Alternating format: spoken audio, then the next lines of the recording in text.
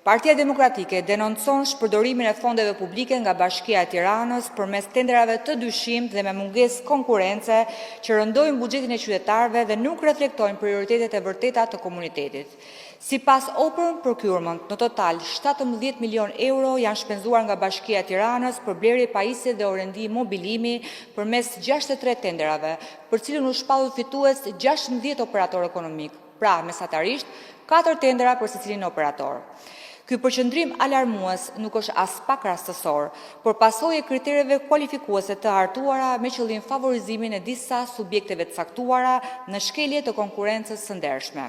Ky model është tashmë i dukshëm edhe në drejtimin e kryetares së komanduar të Bashkisë Tiranës, zonjës Anuela Ristani. Në datën 23 qershor ishte parashikuar zhvillimi i procedure prokurimi me objekt blerje pajisje dhe orendi për nevojat e institucioneve të Bashkisë Tiranë, me fond limit 310.000 euro.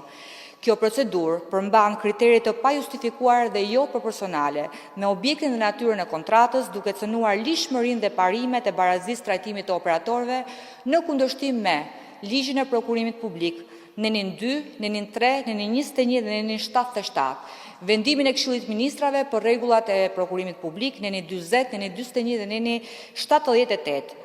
Në një kohë kur qytetarët e Tiranës presin ende përfundimin e procesit së rindërtimit, pagesën e bonuseve të qiras dhe mbështetje për familje të nevojë, është e papranueshme që përparësi të jepen tenderave për mobilime luksoze.